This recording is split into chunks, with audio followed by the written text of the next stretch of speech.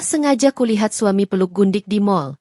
Langsung kuhampiri dan kutampar dia di depan semua orang. Sebelum cerita dimulai silahkan tulis di kolom komentar dari daerah mana saja. Teman-teman yang menonton cerita ini, jangan lupa like, komen dan subscribe.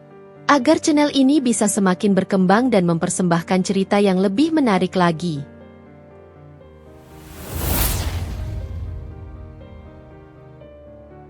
Cahaya matahari pagi selalu menjadi alarm paling lembut bagi Risa. Bukan karena sinarnya yang terik, melainkan karena aroma khas yang dibawanya, aroma biji kopi yang baru digiling bercampur dengan sedikit wangi aftershave favorit Arya. Sudah 7 tahun Risa bangun dengan simfoni pagi ini, dan ia tidak pernah bosan. Risa membalikan badan di atas tempat tidur king size mereka. Di sampingnya, Arya masih terlelap. Wajahnya yang damai, dengan garis-garis halus di sudut mata yang hanya muncul saat ia tertawa lepas, selalu menjadi pemandangan favorit Risa. Arya, suaminya, adalah seorang direktur pemasaran yang karirnya tengah menanjak pesat. Ia pintar, ambisius, dan, yang paling penting bagi Risa, ia adalah rumah. Risa menyentuh pipi Arya dengan lembut. Suhu tubuhnya hangat, memancarkan kedamaian yang terasa menenangkan. Mereka adalah pasangan ideal yang sering diidamkan teman-teman mereka. Rumah minimalis mereka selalu hangat, dipenuhi tawa, dan tidak pernah kekurangan cerita. Mereka berdua adalah kepingan puzzle yang saling melengkapi.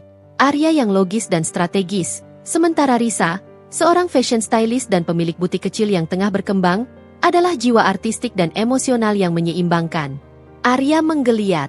Mata coklat gelapnya terbuka perlahan. Sudah bangun, sayang? Suara seraknya selalu terdengar seperti melodi lembut di telinga Risa. Aku terbangun karena aroma surga yang kau buat, jawab Risa, tersenyum. Kau bangun lebih dulu dariku lagi. Arya terkekeh, menarik Risa ke dalam pelukannya. Aroma parfum maskulinnya menyeruak. Sebuah kebiasaan yang tidak pernah berubah sejak mereka pacaran di bangku kuliah. Aku tidak bisa membiarkan istriku yang cantik membuat kopi sendiri. Apalagi hari ini kau ada pertemuan dengan klien besar, kan? Tentu. Risa menyandarkan kepalanya di dada Arya. Aku sudah menyiapkan 3 log terbaik untuk Ibu Karina. Kalau ini berhasil, butik kita bisa dikenal di kalangan sosialita Jakarta. Aku yakin kau bisa. Kau punya tangan emas. Puji Arya, mencium kening Risa. Semua yang kau sentuh akan menjadi indah. Risa merasakan gelombang kebahagiaan. Pujian Arya adalah vitamin hariannya. Selama ini, Arya selalu menjadi pendukung terbesar karir Risa. Ia tidak pernah membatasi ambisi istrinya, justru mendorongnya untuk terus maju. Hubungan mereka dibangun atas dasar saling menghargai dan mendukung impian masing-masing. Mereka turun ke dapur. Arya sudah menyiapkan latte kesukaan Risa dan sarapan ringan, roti panggang dengan alpukat dan taburan biji chia. Duduklah, Risa. Biar aku yang layani ratu hari ini, ujar Arya, menyajikan piring di meja makan marmer putih. Kau sungguh terlalu baik, Arya. Aku merasa seperti mendapatkan hadiah lotre setiap hari bersamamu, kata Risa, menyesap kopinya perlahan. Aku yang beruntung, balas Arya, nada suaranya tulus.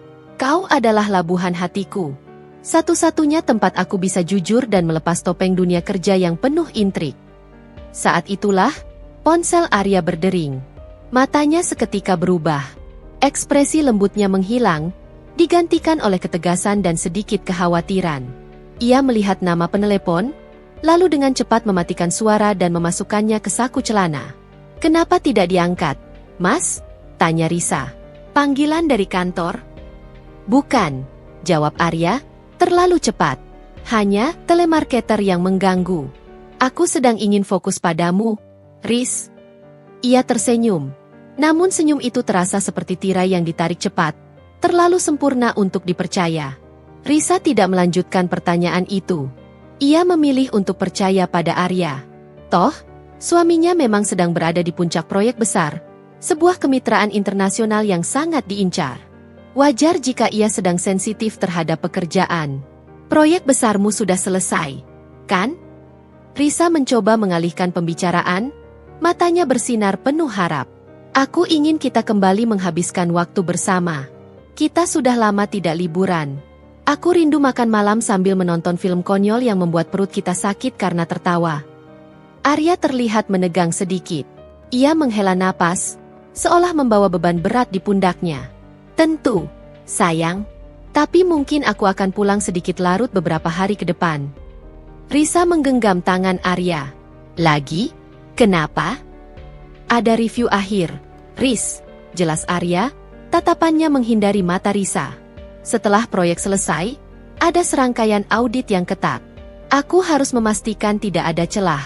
Setelah itu, aku janji. Kita ambil cuti. Kita ke Bali, seperti impianmu. Janji, ya? Ujar Risa. Ia mencoba mengusir awan kelabu kecurigaan yang mulai terbentuk di sudut hatinya. Ia ingat pesan dari sahabatnya, Tania, yang selalu bilang bahwa kunci pernikahan adalah komunikasi dan kepercayaan. Risa memilih memegang teguh kata yang kedua. Setelah sarapan, Arya bersiap-siap. Ia mengenakan setelan jas biru gelapnya yang mahal, terlihat sangat berwibawa. Risa membantu merapikan dasi Arya. Hari ini ada rapat penting dengan investor di Central Mall, kata Arya, mencium pipi Risa. Aku mungkin akan pulang larut malam sekali. Risa menahan diri untuk tidak cemberut. Baiklah, hati-hati di jalan. Jangan lupa makan siang. Aku akan mencarimu jika aku sempat. Mungkin aku bisa mampir ke butikmu, ujar Arya. Sebuah janji yang Risa tahu jarang sekali bisa ditepati, tetapi ia menghargainya. Ketika Arya sudah pergi, Risa kembali ke kamar untuk bersiap-siap. Ia mengambil kemeja yang akan Arya kenakan besok, bersiap untuk mencucinya. Saat ia memegang kerah kemeja itu, sehelai benang merah yang sangat tipis tersangkut di kain. Benang itu bukan berasal dari bahan kemeja Arya. Bukan pula dari seragam kantornya. Risa mengernyitkan dahi. Ia menarik benang itu, dan sambil melakukannya, hidungnya menangkap aroma samar yang asing. Aroma yang lembut, manis, sedikit seperti vanila dan bunga mawar, namun jelas bukan parfum yang biasa Risa pakai. Itu adalah jejak asing yang terasa mengganggu. Risa mendadak teringat bagaimana Arya sering lembur. Bagaimana ia sering mematikan ponselnya, dan bagaimana tatapan mata Arya seringkali kosong, seperti menyimpan rahasia di kedalaman lautan sepi.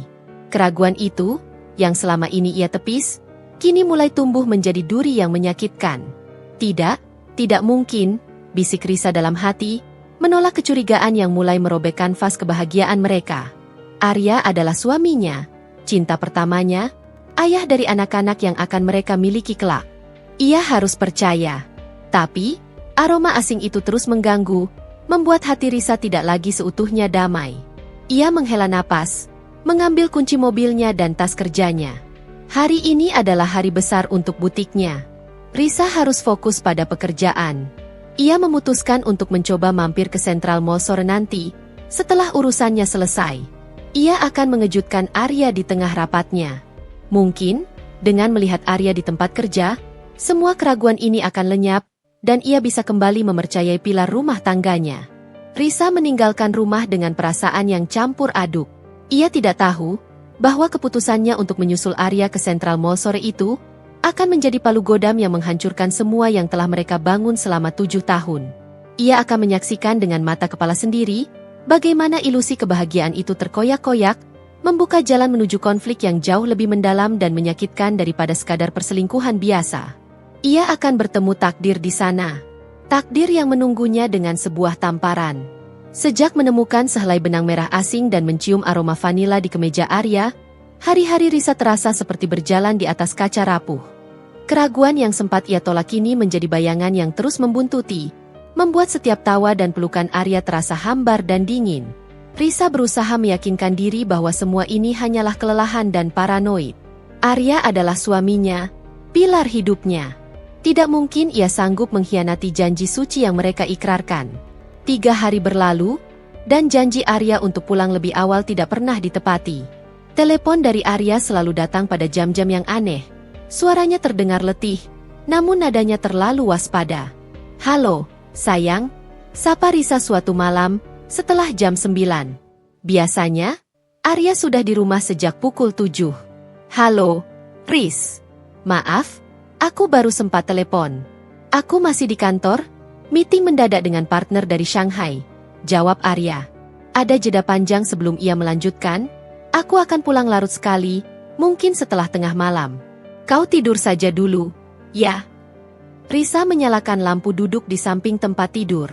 Ia sedang membaca buku yang baru dibelinya, tetapi matanya tidak bisa fokus. Kenapa suasananya sepi sekali? Mas, bukankah seharusnya meeting dengan orang penting itu ramai dan formal? Jeda itu kembali. Sekali lagi, terlalu lama. Risa bisa mendengar napas Arya yang tertahan. Oh, ya. Mereka sudah pulang. Aku sedang membereskan presentasi terakhir, jawab Arya, kini dengan nada yang lebih ringan, seolah berusaha keras untuk terdengar normal. Kau tidak perlu khawatir. Aku baik-baik saja. Aku tidak khawatir dengan pekerjaanmu, Mas. Aku khawatir dengan kesehatanmu. Kau sudah tidak berolahraga lagi, kantung matamu menghitam. Kau makan teratur, kan? Desak Risa, hatinya terasa sesak. Ia merindukan Arya yang dulu, yang selalu berbagi cerita tentang hari-harinya tanpa perlu ia paksa. Tentu, sayang, jangan mendramatisir. Aku akan segera pulang. Ingat, aku mencintaimu, kata Arya, lalu buru-buru menutup telepon. Aku mencintaimu. Kalimat itu terasa seperti pedang bermata dua di telinga Risa. Jika Arya mencintainya, mengapa ia menciptakan jarak sejauh ini? Keesokan harinya, Risa bertemu dengan Tania di butiknya. Tania, sahabat yang sudah seperti saudara kandung, langsung menangkap gurat cemas di wajah Risa yang biasanya ceria. Ada apa denganmu? Ris, kau terlihat seperti belum tidur selama seminggu, tanya Tania, meneliti desain gaun yang baru selesai dibuat. Risa menghela napas, menceritakan kembali tentang aftershave yang aneh, benang merah, dan perubahan drastis pada sikap Arya. Dia tidak pernah lagi membantuku mencuci piring, Tania. Dulu, itu adalah ritual kami. Sekarang, dia hanya duduk di sofa, menatap ponselnya. Saat aku mendekat, dia langsung panik dan menyembunyikannya. Cerita Risa, suaranya bergetar. Tania meletakkan gaun di meja. Ia menatap Risa dengan sorot mata serius. Dengar, Ris. Aku tidak suka menjadi pembawa berita buruk. Tapi naluri seorang istri biasanya lebih tajam dari pisau cukur. Perubahan sikap yang terlalu mendadak, ponsel yang dijaga ketat, dan alasan lembur yang tidak masuk akal, itu adalah 3 rambu merah utama. Tapi, Arya, kami sudah bersama sejak nol. Aku mengenalnya seperti aku mengenal diriku sendiri. Risa masih mencoba menyangkal. Semua orang bisa berubah, Ris. Apalagi saat seseorang mencapai puncak karir seperti Arya. Uang, kekuasaan, dan kesempatan terkadang bisa membuat orang lupa diri, ujar Tania pelan.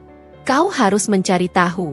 Jangan biarkan dirimu tenggelam dalam ketidakpastian ini. Risa termenung. Ia tahu Tania benar. Ia harus mendapatkan bukti, demi ketenangan hatinya sendiri. Jika Arya tidak bersalah, maka ia akan meminta maaf atas kecurigaannya. Tetapi jika Arya benar-benar mengkhianatinya, Risa harus tahu seberapa dalam luka yang akan ia terima. Sore itu, Risa mengambil tindakan yang tidak pernah ia duga akan ia lakukan. Ia mengambil ponsel Arya yang ia tinggalkan sebentar di atas meja makan saat ia bergegas mandi. Tangan Risa bergetar saat ia memegang ponsel itu, seolah benda mati itu mengandung listrik pengkhianatan. Ia tahu passwordnya, tanggal pernikahan mereka. Dengan jantung berdebar seperti genderang yang ditabuh kencang, ia membuka pesan singkat Arya. Jantungnya hampir berhenti berdetak. Tidak ada pesan-pesan mesra yang ia bayangkan. Yang ada hanyalah percakapan dengan seseorang bernama Bapak B, yang isinya sungguh aneh dan mengganggu. Bapak B, besok jam 11 siang, di Central Mall. Pastikan dia datang. Jangan sampai Risa tahu, atau kau dan istrimu akan hancur. Arya, baik, Pak. Saya sudah mengatur semuanya. Dia akan datang dan memastikan, skandal ini terlihat nyata. Bapak B, bagus. Ingat, Arya, ini adalah pilihanmu. Reputasi bisnis hancur, atau istrimu yang hancur. Risa membaca pesan itu berulang kali.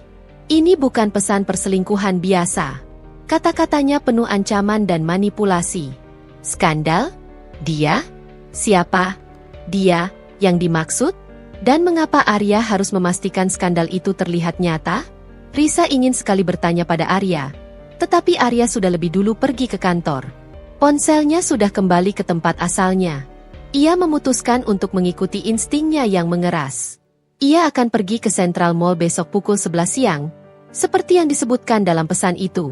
Ia harus melihat dengan mata kepalanya sendiri apa yang sedang direncanakan Arya.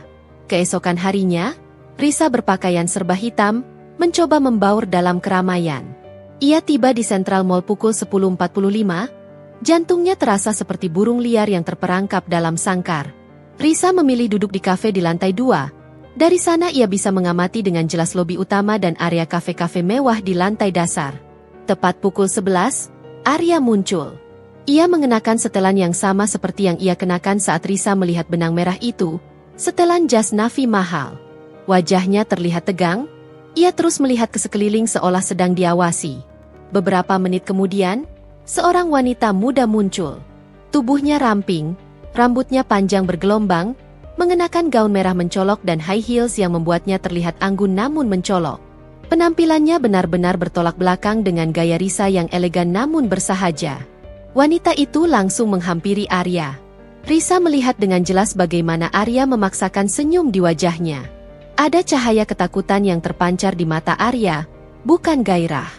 Namun, bagi mata orang awam, pemandangan itu sudah sangat jelas. Wanita itu, yang nantinya Risa ketahui bernama Tiara, meraih lengan Arya dengan manja. Mereka berjalan ke sudut kafe yang lebih sepi, seolah sengaja ingin menarik perhatian. Mereka berbicara sebentar, dan Risa melihat Tiara mengeluarkan ponselnya, mengambil selfie dengan Arya, sebelum Arya membalasnya dengan pelukan yang tampak kaku dan terpaksa. Risa mencengkeram cangkir kopinya erat-erat, urat di tangannya menonjol. Arya mungkin sedang diancam. Ia mungkin sedang dipaksa. Tetapi apakah ia harus melakukan adegan mesra ini di depan umum? Mengapa ia harus membiarkan wanita lain menyentuhnya dengan cara itu? Arya telah memilih jalan yang paling menyakitkan bagi Risa. Air mata Risa mulai menggenang. Ia merasakan hatinya terbelah antara rasa sakit pengkhianatan dan kebingungan atas ancaman yang ia baca. Ia melihat Arya mencoba melepaskan pelukan Tiara, tetapi Tiara menahan Arya. Tiara tertawa manja, dan Arya hanya bisa menunduk, wajahnya menyiratkan keputusasaan. Saat itulah, Risa melihat Tiara berbisik sesuatu di telinga Arya, dan Tiara menunjuk ke lantai atas, tepat ke arah tempat Risa duduk. Wajah Arya seketika pucat pasi. Ia mencari-cari Risa di antara keramaian. Arya tahu Risa ada di sana. Arya tahu Risa sedang menyaksikan pemandangan yang menghancurkan itu. Risa tidak bisa lagi menahannya. Ia merasa dikhianati, dipermainkan, dan disengaja. Pengakuan Arya tentang ancaman tidak lagi penting. Yang penting adalah, Arya telah mengorbankan perasaan Risa demi menyelamatkan dirinya sendiri. Risa bangkit, matanya merah menyala. Ia tidak peduli pada etika, harga diri, atau tatapan ratusan pasang mata yang mungkin akan melihatnya. Ia hanya ingin menghentikan permainan kotor ini. Ia menuruni eskalator dengan langkah cepat, jantungnya berpacu seolah ingin meledak dari dadanya. Ia akan menghampiri mereka. Ia akan menampar topeng kemunafikan di wajah Arya, di depan semua orang. Rasa sakit ini harus diakhiri. Ia berjalan lurus, matanya hanya tertuju pada dua siluet di tengah kafe, suaminya, dan wanita yang kini memeluknya seolah mereka adalah sepasang kekasih. Risa mengumpulkan seluruh sisa kekuatannya, menekan setiap inci kemarahan dan luka yang membara. Langkah kaki Risa terasa berat, namun didorong oleh badai amarah yang membakar. Sepatu heels yang ia kenakan beradu dengan lantai marmer mall, menghasilkan ketukan tajam yang seolah menjadi irama bagi detak jantungnya yang menggila. Ia menuruni anak tangga terakhir, matanya terkunci pada Arya dan wanita bergaun merah itu, Tiara. Jarak mereka kini hanya beberapa meter, namun rasanya seperti membentang sejauh jurang pengkhianatan. Risa melihat dengan jelas bagaimana Arya, suaminya yang seharusnya menjadi dermaga tempatnya berlabuh, membiarkan Tiara merangkul lengannya. Arya mungkin berada di bawah ancaman, seperti yang ia baca dalam pesan, tetapi pemandangan ini jauh melampaui batas toleransi. Ini adalah tarian publik yang sengaja dipertontonkan untuk menghancurkan harga dirinya. Saat Risa hanya berjarak satu langkah dari meja mereka, ia mendengar Tiara tertawa kecil. Suara tawa yang dibuat-buat itu terasa menusuk telinga Risa. "Sayang, kenapa tegang sekali? Kau kan sudah lihat, istrimu tidak ada di sini." "Santai saja," bisik Tiara, Tangannya menyentuh pipi Arya dengan gerakan yang terlalu intim. Arya tersentak, tatapan matanya semakin panik. Arya tahu Risa sudah melihatnya. Ia mencoba menarik diri dari Tiara. Cukup, Tiara. Kita sudah melakukan apa yang mereka mau. Belum, Hani, jawab Tiara, menahan lengan Arya. Mereka mau lebih. Mereka mau ada adegan mesra yang pasti dilihat orang. Ayolah, demi kita. Ia menekan kata, kita, dengan nada mengejek. Risa tidak bisa menahan ledakan emosi itu lebih lama lagi. Rasa sakit, marah, dan merasa diperbodoh meledak menjadi satu. Ia tidak ingin mendengar satu kata pun lagi. Ia mendekat, berdiri tegak di depan meja mereka. Bayangan Risa menutupi Arya dan Tiara. Arya mendongak. Wajahnya yang tegang berubah menjadi putih pucat seperti kapas. Ia tidak terkejut. Ia hanya terlihat ketakutan. Ketakutan itu seolah mengonfirmasi semua pikiran terburuk Risa. Risa, apa yang kau lakukan di sini? Tanya Arya, suaranya tercekat. Ia segera berdiri, menjauhkan tangannya dari Tiara. Risa tidak menjawab Arya. Matanya yang merah berkaca-kaca menatap lurus ke wajah Arya yang penuh ketakutan. Bagaimana kau bisa? Teriak Risa. Suaranya pecah, namun cukup keras untuk menghentikan obrolan beberapa meja di sekitar mereka. Keramaian mal mendadak meredup. Semua pasang mata mulai berfokus pada drama yang terjadi di kafe. Setelah 7 tahun kebersamaan, setelah janji-janji yang kau ucapkan, setelah semua dukungan yang kuberikan untuk karir busukmu ini, kau peluk jalang ini di depan semua orang. Suara Risa meninggi, penuh luka. Arya mencoba meraih lengan Risa. Risa, dengarkan aku. Ini tidak seperti yang kau pikirkan. Kita bicara di rumah, jangan di sini. Lepaskan. Risa menepis tangan Arya dengan kuat. Jangan sentuh aku. Aku tidak butuh drama palsu dan sandiwara konyolmu di rumah. Aku butuh kejujuran. Katakan padaku, Arya, apa kekurangan yang aku miliki sampai kau harus mencari pelukan wanita lain? Risa melihat ke sekeliling. Orang-orang sudah bergerombol. Beberapa mengeluarkan ponsel, siap merekam. Arya, yang selalu menjaga citra dan reputasinya, terlihat sangat menderita dengan tatapan penghakiman itu. Tiara, wanita bergaun merah, kini bangkit. Wajahnya tidak menunjukkan rasa bersalah, melainkan ketakutan yang mendalam, sama seperti Arya. Ia mencoba bersembunyi di balik tubuh Arya. Risa menoleh ke Tiara. Kau wanita murahan. Kau tahu dia suami orang, tapi kau merangkulnya seolah dia milikmu. Berapa yang dia bayar? Sepatu mahal? Tas baru? Seberapa rendah harga dirimu? Tiara hanya menunduk, bibirnya bergetar, namun ia tidak mengeluarkan sepatah kata pun untuk membela diri. Sikap Tiara yang pasif ini, entah mengapa, terasa aneh bagi Risa. Arya kembali mendekati Risa. Matanya memohon. Tolong, Risa.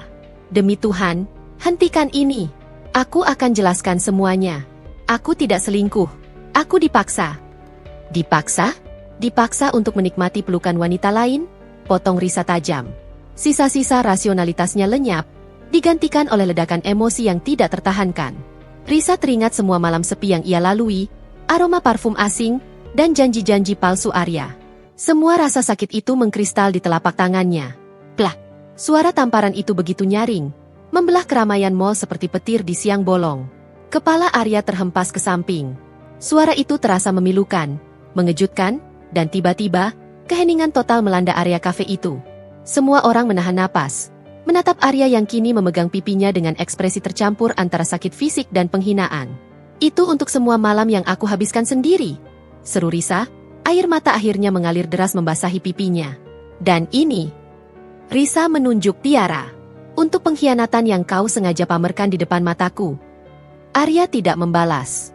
Ia menatap Risa dengan tatapan yang sangat menyakitkan. Bukan marah, melainkan kesedihan yang teramat sangat. Seolah ia baru saja menyaksikan kehancuran paling berharga dalam hidupnya. Kau menghancurkanku, Risa, bisik Arya, suaranya rendah dan serak. Suaranya terselip di antara gemuruh kebisingan yang mulai bangkit kembali. Aku yang menghancurkanmu? Risa tertawa sinis, tawa yang terdengar sangat pahit. Kau yang menghancurkan hatiku. Arya, kau sudah memilih. Sekarang, aku tidak ingin melihat wajahmu lagi. Risa berbalik, melangkahkan kaki menjauh. Ia tidak peduli pada bisikan orang-orang, ia tidak peduli pada kamera ponsel yang merekamnya.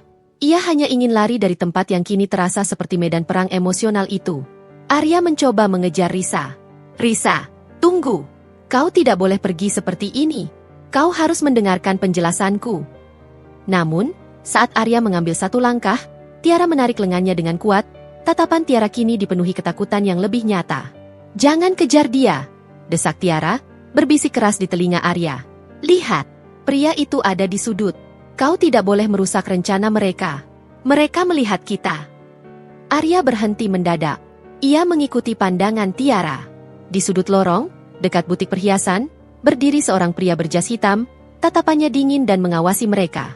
Arya tahu siapa pria itu, utusan dari Bapak B. Arya mengepalkan tangannya, menahan keinginan membara untuk mengejar Risa. Ia harus memilih antara mengikuti istrinya dan mempertaruhkan keselamatannya, atau tetap dalam permainan kotor ini untuk melindunginya. Arya melihat Risa menghilang di balik kerumunan. Pikirannya dipenuhi gambaran pesan ancaman itu, jika Risa tahu, kau dan istrimu akan hancur. Arya menunduk, kekalahan dan rasa sakit bercampur aduk di dadanya. Ia kembali ke Tiara, wajahnya mengeras, menahan air mata yang ingin jatuh. Rencana mereka berhasil, Tiara, ujar Arya pahit. Risa sekarang membenciku. Reputasiku sudah hancur. Kau senang?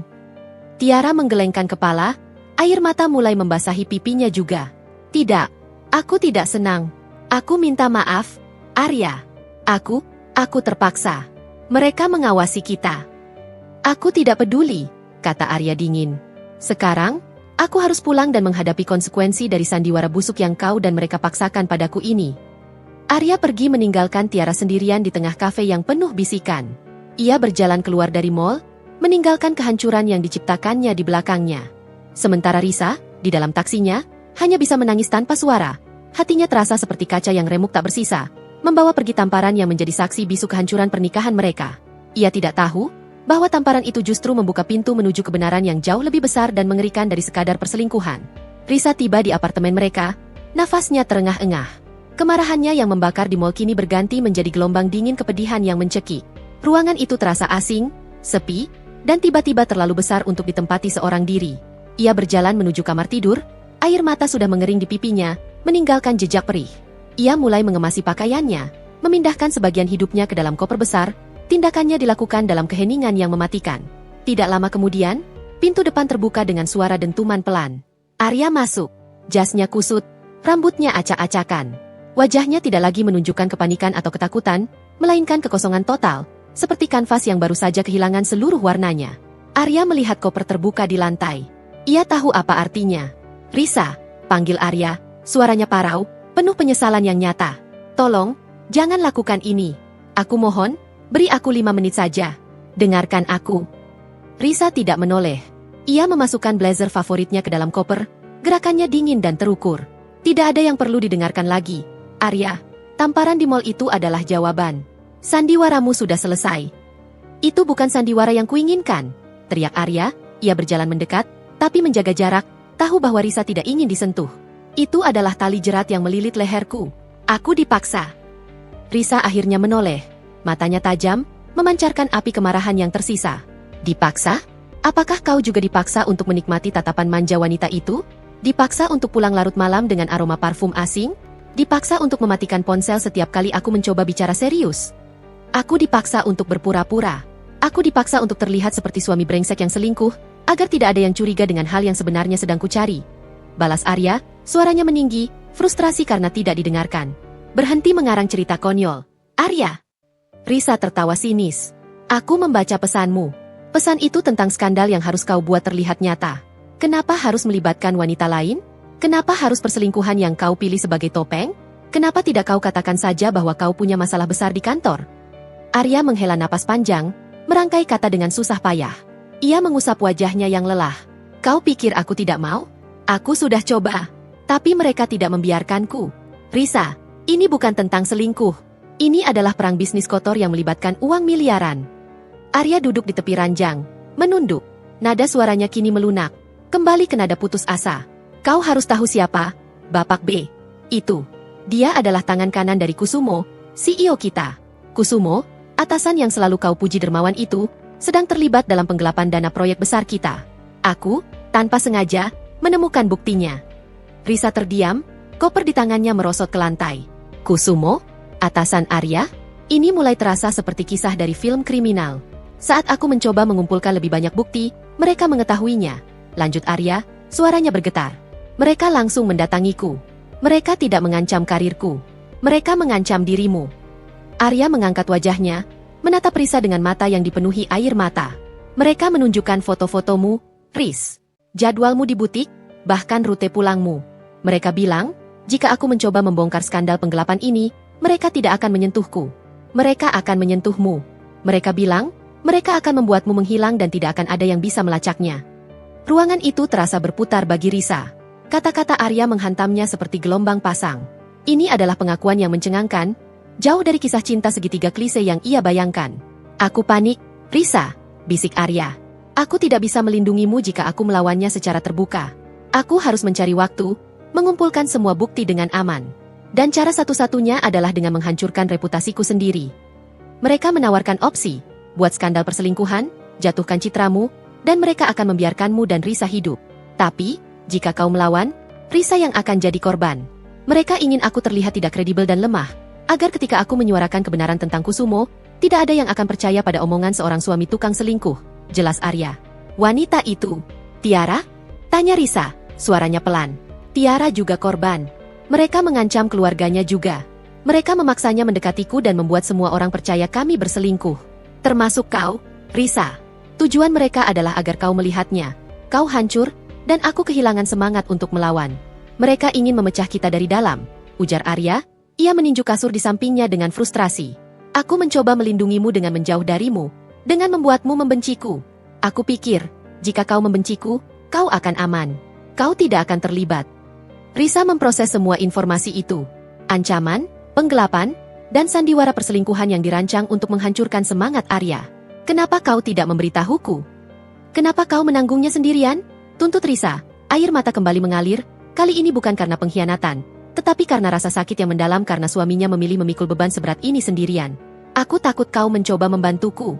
Aku takut kau berada di garis tembak mereka. Aku tidak bisa mengambil risiko itu. Riz, kau segalanya bagiku.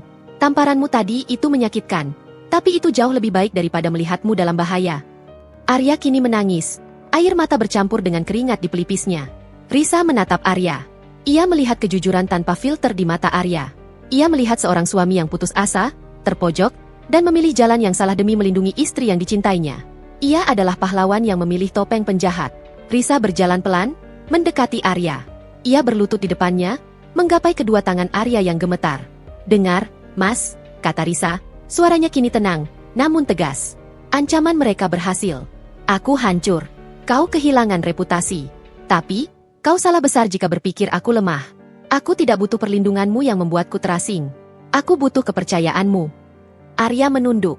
Maafkan aku, Risa. Aku pengecut karena tidak memberitahumu. Ya, kau memang pengecut, Risa mengangguk. Tapi, kita tidak akan membiarkan mereka menang. Mereka ingin memecah kita. Kita akan buktikan bahwa kita tidak bisa dihancurkan. Mereka ingin skandal ini terlihat nyata. Kita akan membuat skandal mereka yang terlihat nyata. Risa mendongak, matanya kini berkilat penuh tekad. Aura perlawanan terpancar kuat darinya. Aku tidak tahu apa yang mereka rencanakan dengan Tiara. Tapi aku akan mencari tahu kebenarannya. Aku tidak akan membiarkan wanita lain menjadi korban sandiwara busuk ini. Aku akan mencari Tiara. Aku akan mencari tahu siapa sebenarnya, Bapak B. Itu, dan kita akan menjatuhkan Kusumo bersama-sama. Arya menatap Risa, terkejut dengan kekuatan dan ketegasan istrinya. Wanita di depannya ini bukan lagi istri yang menangis putus asa di mall, melainkan panglima perang yang siap bertarung untuk rumah tangganya. Kau yakin? Tanya Arya, ragu. Aku yakin, Risa tersenyum tipis. Mereka memilih musuh yang salah. Mereka mengira aku hanya istri rumahan biasa. Mereka lupa, aku juga seorang pebisnis. Dan di dunia bisnis, yang paling berbahaya bukanlah musuh yang kita kenal, melainkan musuh yang terlihat seperti sahabat. Risa bangkit. Ia mencium Arya dengan lembut. Ciuman yang penuh makna, bukan nafsu, melainkan ikrar persatuan. Aku memaafkan pengkhianatan yang tidak pernah kau lakukan, Mas. Sekarang, buktikan padaku bahwa pengorbananmu ini tidak sia-sia. Kita mulai rencana kita. Koper di lantai itu tetap terbuka, tetapi Risa tidak lagi ingin mengemas pakaiannya. Ia hanya ingin mengemas bukti. Kisah cinta mereka kini berubah.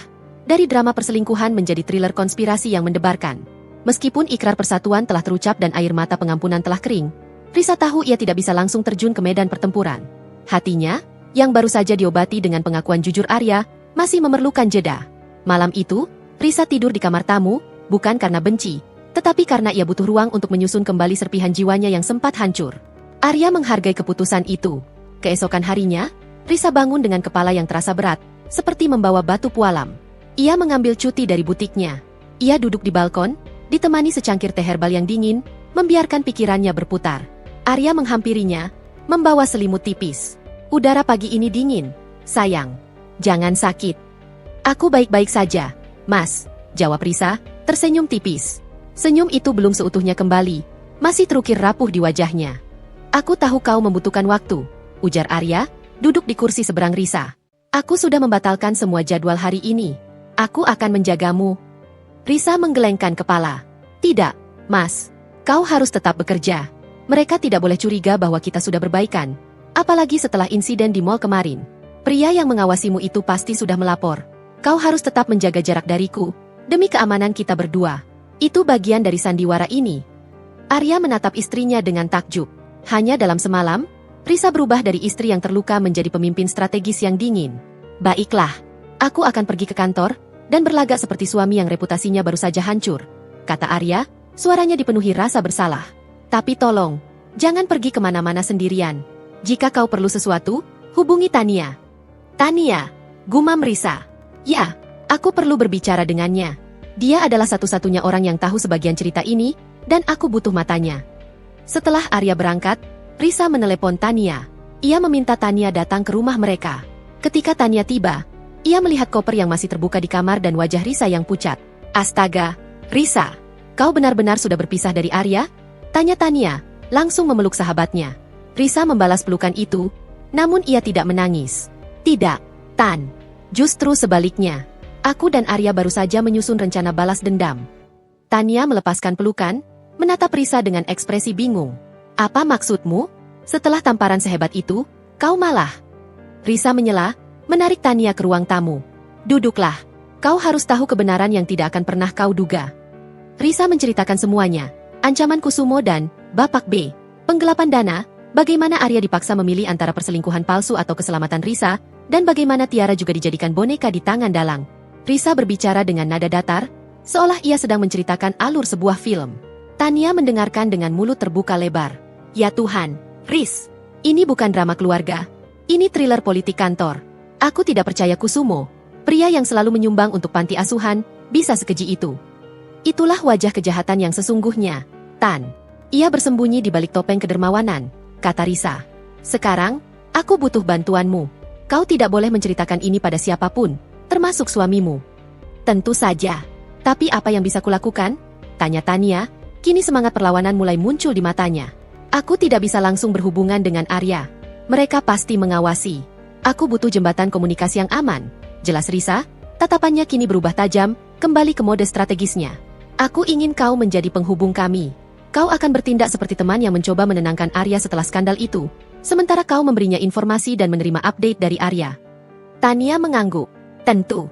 Aku bisa mengatur pertemuan dengan Arya di tempat yang aman. Tapi itu baru komunikasi. Lalu, apa langkah kita? Tiara, jawab Risa, menyebut nama wanita bergaun merah itu dengan nada tanpa emosi. Aku perlu tahu lebih banyak tentang Tiara. Siapa dia, di mana dia tinggal, dan apa latar belakang keluarganya. Arya hanya tahu dia dipaksa. Tapi kita harus tahu lebih detail ancaman apa yang membuat seorang wanita muda rela menjadi alat perusak rumah tangga orang lain. Mencari informasi, aku jagonya. Aku punya kenalan di berbagai media sosial dan komunitas event organizer. Kata Tania, kini bersemangat. Aku akan mencari tahu jejak digital Tiara, termasuk detail keluarganya, seperti yang kau minta. Risa memejamkan mata sejenak, membayangkan wajah Tiara yang terlihat ketakutan saat ia menampar Arya. Ia merasa bersalah karena telah salah menilai wanita itu. Ia harus meminta maaf. Dan yang paling penting, Tan, lanjut Risa. Aku ingin kau mencari cara agar aku bisa bertemu Tiara. Tapi ini harus rahasia di atas rahasia. Arya tidak boleh tahu. Dan tentu saja, Kusumo tidak boleh tahu. Bertemu Tiara? Riz, itu berisiko, seru Tania. Bagaimana jika dia bukan korban? Bagaimana jika itu semua adalah sandiwara Arya untuk membuatmu kembali? Risa menggeleng. Arya sudah jujur padaku. Lagi pula, aku membaca pesan ancaman itu sebelum Arya mengaku. Tapi aku setuju, kita harus waspada. Aku perlu menatap matanya dan mengukur kejujurannya. Jika dia adalah korban, kita harus menjadikannya sekutu. Baik, aku akan menyusun rencana untuk mempertemukan kalian, ujar Tania. Aku akan mencarikan tempat yang sunyi, jauh dari jangkauan mall dan kantor Arya. Tania menghabiskan waktu beberapa jam lagi di rumah Risa, membantu Risa memetakan skema bisnis Kusumo berdasarkan informasi yang Arya berikan, sebuah peta harta karun yang beracun.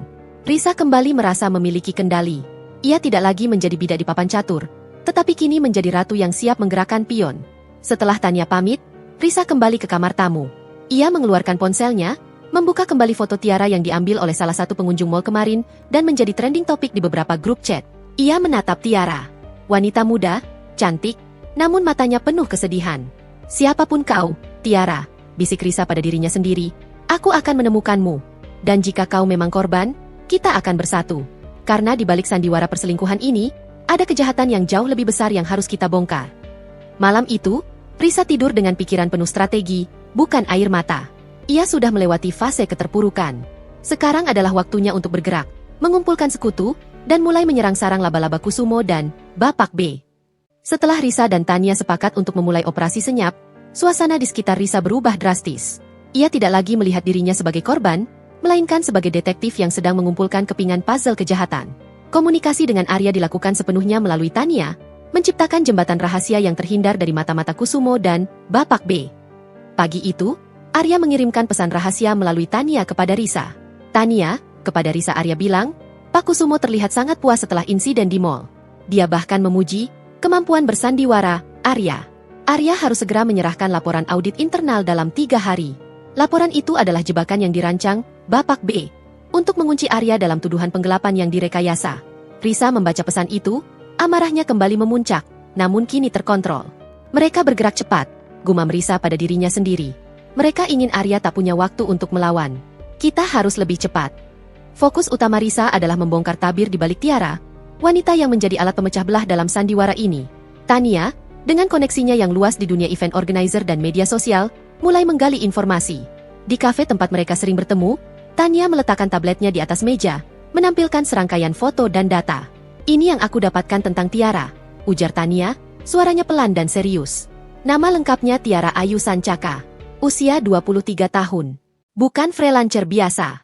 Dia adalah mahasiswi jurusan Public Relations di universitas ternama, dengan predikat cum laude. Risa terkejut. Mahasiswi? Bukan wanita karir seperti yang kuduga. Benar. Dan yang membuatku merinding, riwayat digitalnya hampir bersih. Seolah-olah dia berusaha menghapus jejak dirinya sendiri. Kecuali satu hal, aktivitas donasi online untuk biaya pengobatan. Jelas Tania, menggeser layar tabletnya. Di layar terpampang sebuah laman donasi. Judulnya, Bantuan untuk Ibu Ani, melawan kanker stadium lanjut. Ibu Ani adalah ibunya. Dia sakit parah, butuh biaya pengobatan dan operasi yang sangat besar, lanjut Tania. Dan lihat ini, Riz. Sejak 2 bulan lalu, tepat sebelum Arya mulai bersikap aneh, tiba-tiba ada transfer donasi dalam jumlah sangat besar, hampir 500 juta rupiah, masuk ke rekening ibunya. Sumbernya anonim, tapi aku yakin, ini adalah umpan beracun dari Kusumo. Risa merasakan hatinya mencelos. Rasa bencinya pada Tiara seketika lenyap, digantikan oleh rasa iba yang mendalam. Tiara benar-benar terdesak. Ia dipaksa memilih antara kehancuran keluarga yang dicintainya, atau kehancuran keluarga Risa dan Arya. Arya benar, bisik Risa. Tiara adalah korban sesungguhnya. Ia menjual dirinya, bukan karena uang belanja, tapi karena cinta pada ibunya. Lalu, apa rencana selanjutnya? Tanya Tania. Kau ingin menemuinya, kan? Aku sudah menemukan tempat. Sebuah galeri seni kecil yang sering sepi di pinggiran kota. Aku sudah mengirimkan pesan anonim ke Tiara. Aku menyamar sebagai teman ibunya, dan mengatakan bahwa ada informasi penting tentang donasi yang masuk rekening mereka. Umpan yang sempurna. Risa tersenyum tipis. Sempurna. Kau memang otak di balik layar ini, Tan. Kita akan bertemu Tiara besok sore. Aku harus menatap matanya dan mengikat janji aliansi dengannya. Sementara Tania fokus pada Tiara, Risa sendiri tidak tinggal diam. Ia harus memastikan Kusumo tidak bisa lari. Risa menggunakan koneksinya di butik, sebuah jaringan sosialita yang sangat kuat di Jakarta. Risa menghubungi mantan kliennya, Ibu Mira, istri seorang petinggi di Kementerian Keuangan. Ia mengajak Ibu Mira bertemu untuk urusan fashion, tetapi ia menyelipkan agenda lain. Bu Mira, saya punya sedikit kecemasan tentang Arya. Risa memulai percakapan dengan nada khawatir, di sebuah restoran mewah yang jauh dari kantor Arya. Saya tidak tahu harus cerita ke siapa. Setelah insiden mall itu, saya jadi merenung. Arya bilang, ia dipaksa membuat skandal itu. Ada yang mengancamnya. Ibu Mira, yang memang suka gosip, langsung tertarik. Oh ya ampun, Risa. Siapa yang berani mengancam menantu saya? Risa tidak menyebut nama Kusumo. Ia hanya menanam benih kecurigaan. Saya rasa ini ada hubungannya dengan proyek besar yang dipegang Arya. Saya curiga ada penggelapan dana yang sangat besar, dan Arya tidak sengaja mengetahuinya. Jadi, mereka mencoba menjatuhkan Arya dengan skandal perselingkuhan. Penggelapan? Ibu Mira membulatkan mata. Ini serius sekali. Siapa pelakunya? Risa? Saya tidak tahu pasti, Bu. Tapi yang saya tahu, Arya sedang mengaudit beberapa laporan yang ditandatangani oleh atasan tertingginya. Jawab Risa, memberikan petunjuk kiasan tanpa menyebut nama. Ini hanya kecemasan istri, Bu. Tapi jika benar ada penggelapan yang melibatkan dana negara, reputasi perusahaan Arya bisa hancur total. Saya mohon, Bu Mira, tolong bantu saya mencari tahu, apakah ada transaksi mencurigakan dari perusahaan Arya yang masuk ke radar suami ibu di Kementerian Keuangan? Risa tahu, Ibu Mira tidak akan bisa diam. Sebagai istri pejabat, Ibu Mira memiliki akses ke informasi sensitif dan naluri berburu yang kuat terhadap skandal. Dalam hitungan jam, informasi tentang Kusumo akan mulai menyebar dan diselidiki secara internal, bukan oleh Arya, melainkan oleh pihak independen yang tidak bisa Kusumo kendalikan. Risa kembali ke rumah, puas dengan langkah strategisnya. Ia berhasil mengamankan dua front. Front Tiara, memastikan ia adalah sekutu, bukan musuh. Front Kusumo, menarik perhatian pihak luar, Kementerian Keuangan, untuk mulai menyelidiki Kusumo, membuat Kusumo terdistraksi dan memecah fokusnya dari Arya. Malam itu, Arya pulang, terlihat lelah dan putus asa setelah sehari penuh berpura-pura menjadi suami yang hancur. Ia terkejut melihat Risa yang justru terlihat lebih kuat dan bersemangat. Bagaimana harimu, Mas? Tanya Risa, menyambutnya. Sangat menyedihkan, jawab Arya, memeluk Risa erat-erat. Aku harus mendengar cemoohan dan tatapan kasihan dari semua orang. Tapi aku bertahan. Aku harus tampak lemah, agar mereka lengah. Bagus. Berarti sandiwara kita berhasil, ujar Risa. Sekarang giliranku yang beraksi. Risa menceritakan tentang Tiara dan Ibu Mira. Arya mendengarkan dengan penuh kekaguman dan sedikit ketakutan. Kau berhasil mengetahui latar belakang Tiara secepat ini? Dan kau melibatkan Ibu Mira? Riz, bukankah itu terlalu berisiko? Tanya Arya, raut wajahnya kembali cemas. Risiko lebih besar jika kita diam saja. Mas, balas Risa. Tiara adalah kunci untuk mendapatkan bukti langsung. Dia adalah saksi mata pemerasan. Dan Ibu Mira adalah senjata rahasia untuk menciptakan kegaduhan di atas sana. Kusumo akan sibuk menutupi jejaknya di kementerian, sementara kita fokus mendekati Tiara. Tapi, bertemu Tiara? Arya terlihat ragu. Aku tahu dia korban. Tapi bagaimana jika itu jebakan? Bagaimana jika dia masih diawasi oleh Bapak B? Justru itu. Pertemuan ini harus dilakukan tanpa sepengetahuanmu atau Kusumo. Aku akan pergi ke tempat yang aman bersama Tania, tegas Risa. Aku harus melihatnya. Aku harus tahu apa yang ada di balik mata ketakutan wanita itu. Aku harus meminta maaf atas tamparan yang kau terima, dan kita berdua harus berdamai dengannya. Arya menghela napas. Ia menyadari bahwa istrinya jauh lebih tangguh dari yang ia duga. Aku percaya padamu, Riz. Tapi janji, kau harus hati-hati. Jika ada bahaya, segera batalkan. Tentu, Risa mencium pipi Arya. Ia tahu ia sudah tidak bisa kembali ke hari-hari indah tanpa kecurigaan. Hari-hari mereka kini dipenuhi bahaya, tetapi juga semangat perlawanan yang menyatukan mereka lebih dari sebelumnya. Besok, Risa akan menghadapi Tiara, saksi bisu kehancuran dan kebangkitan pernikahan mereka. Galeri Seni Lintang adalah sebuah tempat yang sempurna untuk pertemuan rahasia. Terletak di sudut sepi kota, dengan pengunjung yang jarang, dan penerangan remang-remang yang menyamarkan identitas. Risa tiba lebih dulu, ditemani Tania yang duduk agak jauh, berpura-pura menikmati lukisan abstrak yang dipajang. Jantung Risa berdebar, bukan karena takut, melainkan karena ketegangan emosional yang mendalam. Ia akan berhadapan langsung dengan wanita yang wajahnya ia saksikan saat suaminya ia tampar. Tidak lama kemudian, Tiara datang. Ia tidak mengenakan gaun merah mencolok seperti di mall. Ia terlihat polos, mengenakan jaket denim dan celana jeans, mencoba menyembunyikan diri. Wajahnya terlihat lebih tirus, dan matanya memancarkan kelelahan yang nyata. Ia memandang ke sekeliling dengan waspada. Pandangan Tiara bertemu dengan Risa. Tiara terkejut, matanya membelalak, seolah melihat hantu dari masa lalu. Ia baru menyadari siapa yang mengirimkan pesan anonim itu. Nyonya Arya? Bisik Tiara, suaranya tercekat. Ia ragu, ingin berbalik dan lari. Risa bangkit, ia berjalan perlahan mendekati Tiara, menjaga gerak-geriknya tetap tenang. Tolong jangan lari. Aku tahu kau terkejut. Pesan itu kukirim. Aku tahu ini berisiko, tapi kita harus bicara. Tidak ada yang perlu dibicarakan. Tiara mencoba menguatkan diri, meskipun tubuhnya terlihat gemetar. Anda seharusnya membenciku. Aku adalah perusak rumah tangga Anda. Aku pantas menerima kebencian Anda. Duduklah, Tiara, ujar Risa dengan nada lembut yang mengejutkan Tiara. Risa menunjuk ke bangku panjang di dekat instalasi seni. Aku datang bukan sebagai istri yang cemburu. Aku datang sebagai seseorang yang mengerti bahwa kau juga korban dalam sandiwara busuk ini. Tiara terdiam. Ia melihat ketulusan yang aneh di mata Risa. Setelah ragu sejenak, ia duduk. Kau tahu siapa aku? Tanya Tiara. Aku yang kau sebut, jalang, di depan umum. Aku yang merangkul suamimu di tengah keramaian. Tidakkah kau jijik padaku? Risa duduk di sampingnya. Aku jijik pada pemerasan yang memaksamu melakukan itu. Tania sudah mencari tahu tentang ibumu. Aku tahu kau melakukannya demi menyelamatkan keluargamu. Aku tahu Kusumo dan Bapak B menggunakan kelemahan terbesarmu untuk memaksamu menjadi boneka mereka. Mendengar nama Kusumo dan Bapak B disebut, mata Tiara membesar karena takut. Ia refleks melihat ke sekeliling. Anda, bagaimana Anda tahu? Arya yang memberitahu Anda.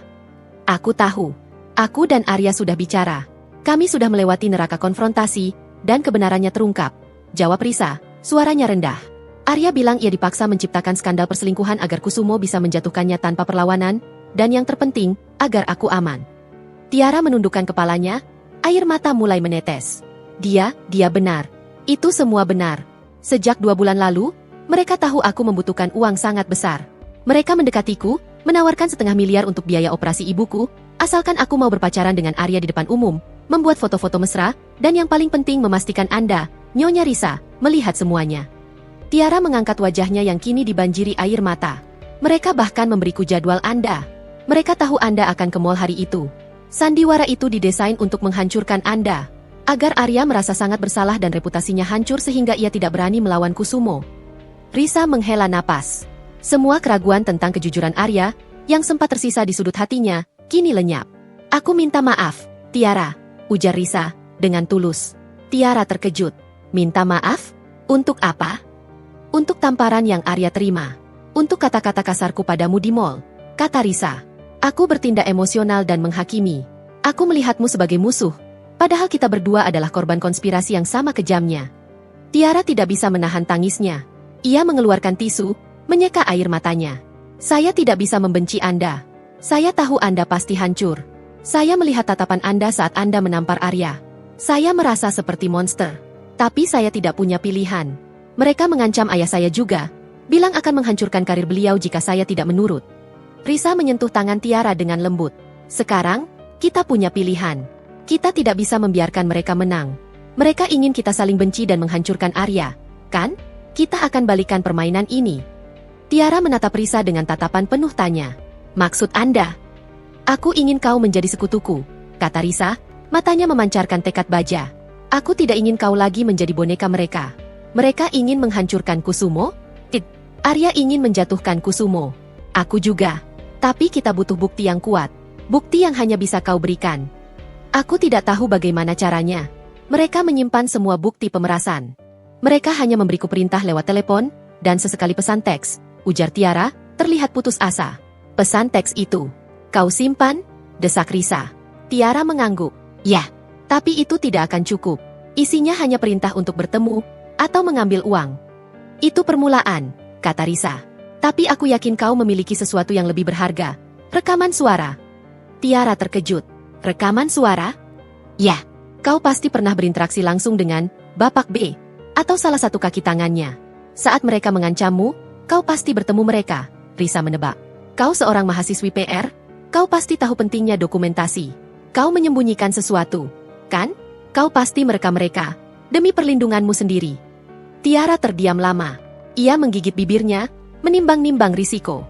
Ia menatap Risa, mencari keyakinan. Ia melihat tidak ada kebencian di sana, hanya aliansi yang putus asa. Akhirnya, Tiara menghela napas. Baik, Anda benar. Saya merekamnya, bisik Tiara, nadanya sangat rahasia. Saat pertama kali mereka mengancam saya dan ibu saya. Itu rekaman 5 menit, isinya jelas tentang pemerasan dan penyuapan. Mereka bahkan menyebutkan nomor rekening Kusumo untuk transfer dana kotor. Ini adalah plot twist satu yang paling kuat. Tiara, si Gundik, ternyata adalah kunci keadilan. Risa merasakan aliran adrenalin. Bagus sekali, Tiara. Itu senjata rahasia kita. Dengan rekaman itu, kita bisa membalikkan keadaan. Kita bisa membersihkan nama Arya, dan yang terpenting, membebaskanmu dari ancaman mereka. Bagaimana caranya? Mereka terus mengawasi saya. Tanya Tiara. Kita akan menjalankan rencana 3 serangkai. Jawab Risa, matanya bersinar. Aku, Arya, dan kau. Kau akan tetap berpura-pura menjadi Gundik, Arya, tapi kali ini, kau akan menjadi mata-mata kita di lingkaran dalam mereka. Setiap informasi yang kau dapatkan, sekecil apapun, segera sampaikan melalui Tania. Risa menyerahkan sebuah ponsel sekali pakai. Ini ponsel khusus, hanya untuk komunikasi darurat. Semua kontak sudah dihapus. Kau hanya boleh menghubungi Tania. Jangan pernah membawa ponsel ini saat bertemu Arya atau Kusumo. Saya akan melakukannya. Saya lelah hidup dalam ketakutan, kata Tiara, menggenggam ponsel itu erat-erat. Saya hanya ingin ibu saya sembuh, dan hidup saya kembali normal. Terima kasih, Nyonya Arya. Risa tersenyum. Jangan panggil aku Nyonya Arya. Panggil aku Risa. Kita sekarang ada di kapal yang sama, Tiara. Kita akan memastikan Kusumo membayar mahal untuk setiap air mata yang ia sebabkan pada kita. Tiara mengangguk. Bara keberanian mulai menyala di matanya yang lelah. Baik, Risa. Apa langkah pertama? Langkah pertama, kata Risa tegas, adalah membuat Arya mendapatkan salinan rekaman itu dengan aman. Langkah kedua, kita gunakan rekaman itu untuk menjatuhkan Bapak B dan Kusumo di depan semua orang. Mereka berdua, istri sah dan Gundik yang dipaksa, kini menjadi sekutu yang tak terduga. Sebuah aliansi yang lahir dari pengkhianatan, keputusasaan, dan dorongan untuk keadilan. Tania, dari kejauhan, tersenyum lega. Ia tahu, permainan sesungguhnya baru saja dimulai. Setelah pertemuan yang intens di galeri seni, Risa segera menghubungi Tania. Nada suaranya bersemangat, sebuah gemuruh kemenangan yang terkontrol. Risa menceritakan detail pertemuan dengan Tiara, terutama keberadaan rekaman suara pemerasan yang disimpan Tiara sebagai perlindungan diri. Tania, yang awalnya khawatir, kini merasa lega bercampur takjub. Aku tidak percaya. Wanita itu adalah kunci emas kita. Riz, sekarang, bagaimana kita sampaikan ini ke Arya? Kau harus bertemu Arya malam ini juga. Sampaikan bahwa kita sudah memiliki bukti tak terbantahkan, dan minta dia segera mengatur pertemuan rahasia dengan Tiara untuk mengambil rekaman itu, jelas Risa. Pastikan dia melakukannya dengan sangat hati-hati. Arya harus bersikap seolah-olah ia sedang marah pada Tiara dan menuntut sesuatu. Malam harinya, Tania berhasil menemui Arya di sebuah gym di luar jam sibuk, tempat yang paling tidak mungkin diawasi oleh kaki tangan Kusumo. Arya terlihat lelah, tetapi matanya memancarkan harapan yang hampir padam sejak insiden di mall. Bagaimana Risa? Tanya Arya, langsung ke intinya. Risa baik-baik saja. Lebih dari baik, dia luar biasa, jawab Tania, tersenyum misterius. Dia sudah bertemu Tiara. Dan, Mas Arya, Anda benar, Tiara adalah korban. Arya menghela napas panjang, beban besar terangkat dari dadanya. Syukurlah. Aku selalu yakin dia bukan wanita jahat. Dia hanya terpaksa. Bukan hanya terpaksa, Mas. Dia punya senjata yang tak ternilai. Bisik Tania, mendekat. Dia merekam semua ancaman pemerasan dari Bapak B. Rekaman yang menyebutkan nama Kusumo dan detail penyuapan. Wajah Arya seketika berubah. Dari lelah, menjadi terkejut, lalu memancarkan api tekad yang membara. Rekaman? Kenapa dia tidak memberitahuku? Dia takut, Mas. Takut rekaman itu jatuh ke tangan yang salah, termasuk Anda, sebelum dia tahu siapa yang bisa ia percayai, jelas Tania. Risa sudah mengikat janji aliansi dengannya. Tiara setuju bekerja sama, tapi dia butuh jaminan keamanan untuk ibunya. Tentu saja, apapun yang dia minta. Arya menggepalkan tangan. Sekarang, bagaimana aku mendapatkan rekaman itu? Tiara meminta Anda yang mengambilnya. Mas, dia akan berpura-pura marah karena Anda memutuskan hubungan setelah skandal dan menuntut uang tutup mulut tambahan. Itu akan menjadi alasan yang sempurna bagi mata-mata Kusumo untuk melihat Anda berinteraksi dengannya tanpa curiga. Ujar Tania, menyampaikan pesan dari Risa. Arya mengangguk. Strategi Risa begitu cerdas dan berani. Ia takjub pada istrinya. Katakan pada Risa, aku akan melakukannya. Aku akan membalas semua penderitaan yang mereka timbulkan pada istri dan Tiara. Keesokan harinya, Arya bertemu Tiara di sebuah kedai kopi sepi. Arya mendekati Tiara dengan wajah muram dan marah, sandiwara yang mereka sepakati. Kau menghancurkan hidupku, Tiara, bentak Arya, suaranya sengaja dibuat cukup keras. Skandal ini merusak reputasiku. Sekarang aku tidak bisa berbuat apa-apa lagi untukmu. Tiara, yang sudah dipersiapkan oleh Risa, membalas dengan ekspresi sedih dan menuntut. Aku hanya boneka. Arya, kau pikir aku mau? Beri aku uang yang sudah kau janjikan padaku, dan aku akan menghilang dari hidupmu. Di bawah meja, Tanpa kontak mata, Tiara menyelinapkan sebuah flash drive kecil ke tangan Arya. Ambil ini. Ini uang terakhir yang bisa kuberikan padamu. Jangan pernah muncul di hadapanku lagi, ujar Arya, sambil memasukkan flash drive itu ke saku jasnya. Sandiwara itu berjalan mulus. Arya segera meninggalkan tempat itu. Ia tidak langsung pulang. Ia pergi ke kantor lamanya, meminjam ruang server kosong yang ia tahu tidak diawasi. Dengan tangan gemetar, ia memasukkan flash drive itu ke komputer. Rekaman itu dimulai. Suara Bapak B terdengar jelas dan mengancam, penuh dengan intonasi kesombongan yang menjijikkan. Bapak B, kerja bagus, Tiara. Uang ini sudah dikirim ke rekening ibumu. Sekarang, dengarkan. Kau harus pastikan Arya hancur.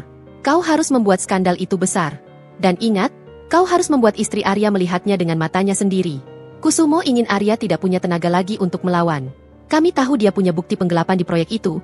Tapi siapa yang akan percaya pada omongan seorang suami tukang selingkuh? Tiara, tapi mengapa harus melibatkan istrinya? Dia tidak tahu apa-apa. Bapak B, itu perintah langsung dari Kusumo. Kami ingin mereka hancur total. Kami akan menghancurkan karir suamimu. Dan jika kau berani membocorkan ini, ibumu akan mati tanpa pengobatan. Kami punya kendali atas semua ini. Bahkan bukti penggelapan itu sudah kami rekayasa agar menunjuk ke Arya. Kau hanya perlu fokus pada sandiwara perselingkuhan ini. Uang yang kamu dapat adalah penutup mulutmu. Arya mendengarkan dengan napas tertahan. Setiap kata terasa seperti bilah pisau yang menghujam. Ternyata, ancaman terhadap Risa lebih dari sekadar gertakan. Mereka ingin Risa hancur agar Arya tidak memiliki motivasi. Mereka bahkan sudah merekayasa bukti penggelapan agar Arya yang dituduh. Arya menyalin rekaman itu ke beberapa server aman. Ia menyimpan salinannya di tempat yang hanya ia dan Risa yang tahu. Malam itu, Arya kembali ke rumah. Ia duduk bersama Risa di ruang kerja, memainkan rekaman itu dengan volume sangat pelan. Risa mendengarkan dengan mata terpejam, mencoba menahan air mata dan amarah yang bergejolak. Mereka sangat kejam, bisik Risa. Bukan hanya Kusumo ingin menjatuhkanmu, dia ingin menghancurkan jiwamu melalui aku. Arya memegang tangan Risa. Aku minta maaf, Riz. Aku seharusnya percaya padamu, bahwa kau kuat. Aku seharusnya langsung bercerita, bukan memilih jalan bodoh ini. Sudahlah, Mas. Kita sudah melewati fase penyesalan, kata Risa, suaranya tegas. Rekaman ini adalah peluru perak kita. Sekarang, kita harus menyerang balik. Aku sudah mendapat instruksi dari Tania. Kau harus tetap menjaga jarak dariku di kantor. Seolah kau sangat terluka dan terpuruk. Kau harus tetap membiarkan Kusumo dan Bapak B berpikir bahwa mereka sudah menang. Besok lusa, kau harus menyerahkan laporan audit internal palsu itu, dan biarkan mereka menjebakmu. Menjebakku? Arya terlihat ragu. Aku akan dicurigai melakukan penggelapan, Riz. Ya, tapi itu hanya sementara. Kita akan biarkan mereka membuat headline tentang Arya si suami selingkuh dan koruptor. Jelas Risa, matanya berkilat penuh rencana. Saat mereka sibuk menikmati kemenangan mereka, kita akan serang dari arah yang tidak mereka duga, jaringan sosialita. Risa tersenyum penuh makna. Aku sudah menanam benih kecurigaan di Kementerian Keuangan melalui Ibu Mira. Kita sekarang punya dua senjata. Pertama, rekaman ini. Kedua, tekanan dari pihak eksternal. Kita akan menggunakan Ibu Mira untuk menekan Dewan Direksi agar segera mengadakan rapat umum pemegang saham luar biasa, RUPSLB, dengan alasan skandal penggelapan yang sangat besar. RUPSLB? Arya terkejut. Itu butuh waktu dan mayoritas suara, Riz. Ibu Mira dan suaminya punya pengaruh di sana. Dengan sedikit gosip yang dipicu oleh kecurigaan, Dewan Direksi pasti ingin membersihkan nama mereka sebelum Kusumo merusak reputasi perusahaan lebih jauh. Jelas Risa, mengambil selembar kertas dan mulai membuat timeline. Kita akan pastikan RUPSLB itu terjadi tepat setelah Kusumo menjebakmu dengan laporan audit palsu itu. Di RUPSLB itulah, kau akan muncul sebagai pahlawan tak terduga. Dan aku, bersama Tiara, akan muncul sebagai saksi kunci. Arya menatap istrinya, rasa cintanya kini bercampur dengan kekaguman yang tak terbatas. Risa adalah kekuatan tersembunyi di balik kelembutannya. Aku akan melakukan apapun yang kau katakan, Riz, ujar Arya. Aku akan membiarkan diriku dicurigai korupsi untuk sementara. Tapi pastikan, kita harus bergerak cepat. Aku tidak ingin Tiara berada dalam bahaya lebih lama lagi. Risa menggenggam tangan Arya erat-erat. Tentu, rencana ini sudah berjalan. Sebentar lagi, mereka akan menerima balasan setimpal atas kejahatan yang mereka lakukan pada kita semua. Dengan peluru perak, rekaman suara, kini berada di tangan Arya dan rencana strategis Risa sudah tertata rapi. Mereka memasuki fase operasi penuh. Risa, Arya, dan Tiara 3 orang yang sebelumnya terpisah oleh kesalahpahaman dan ancaman, kini bersatu dalam sebuah aliansi diam-diam yang didorong oleh hasrat keadilan. Arya kembali ke kantor dengan wajah yang sengaja dibuat kuyu dan terpuruk. Ia memainkan peran sebagai suami yang reputasinya hancur oleh skandal perselingkuhan, dan kini tertekan oleh tuduhan penggelapan. Di depan Kusumo dan Bapak B, Arya bersikap pasif, seolah ia sudah kehilangan semangat hidup. Bagaimana, Arya? Kau sudah siapkan laporan audit internal itu? Tanya Kusumo, tersenyum sinis di kantornya. Ekspresinya tampak sangat puas, seolah ia baru saja memenangkan lotre. Arya menunduk. Sudah, Pak. Semua data sudah saya masukkan sesuai arahan, Bapak B. Saya serahkan hari ini juga. Bagus, timpal, Bapak B. Yang berdiri di samping Kusumo, tatapannya dingin dan mengancam. Kerja bagus, Arya. Kau telah membuat pilihan yang bijak. Setidaknya, istrimu akan tetap aman. Saya hanya ingin semua ini cepat selesai, Pak, jawab Arya dengan suara rendah, sukses menyembunyikan api perlawanan di dadanya. Arya tahu, laporan yang ia serahkan adalah laporan palsu yang sudah dimanipulasi, Bapak B, yang dirancang untuk menjebaknya sebagai pelaku penggelapan dana. Ia sengaja membiarkan dirinya masuk ke dalam perangkap emas itu. Sementara Arya menjalankan peran koruptor yang putus asa, Risa dan Tanya beraksi di luar. Tugas Risa adalah menjaga tekanan eksternal dan memobilisasi sekutu strategis. Ia kembali bertemu dengan Ibu Mira. Bu Mira, kecurigaan saya benar-benar menguat, kata Risa, nadanya penuh ketegasan, namun tetap menjaga manner sosialitanya. Suami saya, Arya, sekarang sedang terpojok. Sepertinya Kusumo memanfaatkan skandal perselingkuhan Arya untuk mengalihkan perhatian dari kejahatan yang lebih besar. Astaga, Risa, sebesar apa ini? Ibu Mira terlihat panik. Suaminya, pejabat di kementerian, sudah mulai mendengar desas-desus. Arya bilang, Kusumo sudah memalsukan laporan audit internal untuk menutupi holes dana proyek miliaran. Dan sekarang, Kusumo sedang mencoba menjadikan Arya kambing hitam.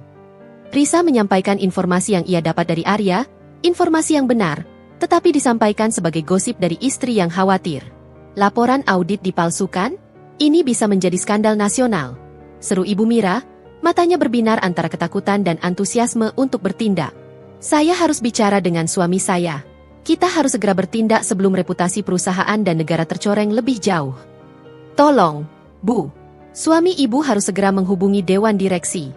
Minta mereka segera adakan rapat umum pemegang saham luar biasa, RUPSLB, desak Risa. Katakan, demi menyelamatkan reputasi perusahaan, mereka harus membuka audit independen. Jangan sampai Kusumo punya waktu untuk membersihkan jejaknya. Risa tahu, sekali Ibu Mira bergerak, efeknya akan seperti bola salju yang menggelinding cepat.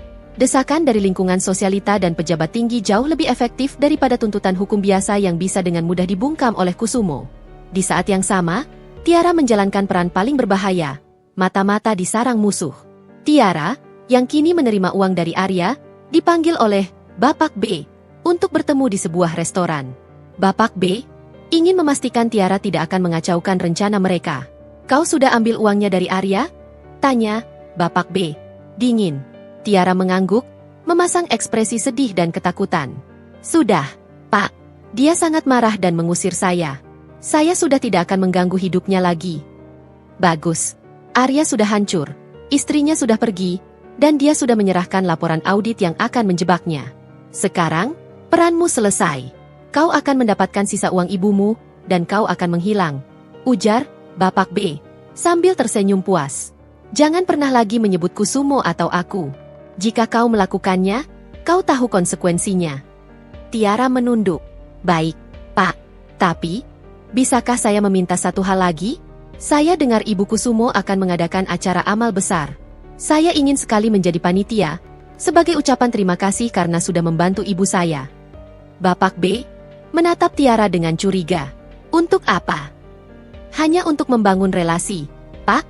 Saya kan mahasiswi PR. Saya janji tidak akan mengganggu Kusumo. Saya hanya ingin relasi dengan istri-istri pejabat. Saya sudah mengakhiri hidup gelap saya, jawab Tiara dengan nada memohon. Bapak B tertawa meremehkan. Baiklah, aku akan atur. Itu bagus, kau bisa menjadi topeng kesucian kami di mata publik. Ingat, acara itu adalah acara penting bagi Kusumo. Tiara tahu, acara amal Ibu Kusumo adalah kesempatan emas. Risa dan Arya membutuhkan panggung besar untuk menjatuhkan Kusumo, dan acara sosialita besar adalah panggung terbaik. Tiara segera menghubungi Tania dengan ponsel rahasia. Tiara, rencana berhasil. Aku sudah masuk ke lingkaran dalam. Kusumo akan menjadi pembicara utama di acara amal besar yang diadakan istrinya, lusa. Ini adalah kesempatan kita. Tania, kepada Risa ini dia. RUPSLB dan acara amal akan terjadi hampir bersamaan. Kita harus memajukan jadwal RUPSLB. Risa, yang menerima update ini, langsung menghubungi Ibu Mira lagi. Bu Mira, gawat, seru Risa, membuat suaranya terdengar cemas. Ternyata Kusumo akan memanfaatkan acara amal lusa untuk menutupi jejaknya. Suami ibu harus segera mendesak Dewan Direksi untuk mengadakan RUPSLB besok sore, sebelum acara amal itu. Tekanan Risa berhasil. Dalam 24 jam, kabar burung itu menjadi badai. Kekhawatiran akan skandal penggelapan dana yang disebarkan Risa melalui Ibu Mira, ditambah keraguan atas laporan audit yang Arya serahkan, membuat Dewan Direksi panik. Mereka tidak mau menanggung risiko. Malam itu, Arya menerima panggilan resmi dari Sekretaris Dewan Direksi. Rapat umum pemegang saham luar biasa, RUPSLB, akan diadakan besok sore, tepat setelah jam kerja. Arya dan Risa saling berpandangan. Perangkap terpasang. Waktunya untuk bertarung sudah tiba. Mereka hanya punya satu malam untuk menyusun langkah terakhir. Rekaman suara itu sudah disalin ke dalam format presentasi yang rapi. Tania sudah diinstruksikan untuk membawa Tiara ke tempat RUPSLB melalui pintu rahasia.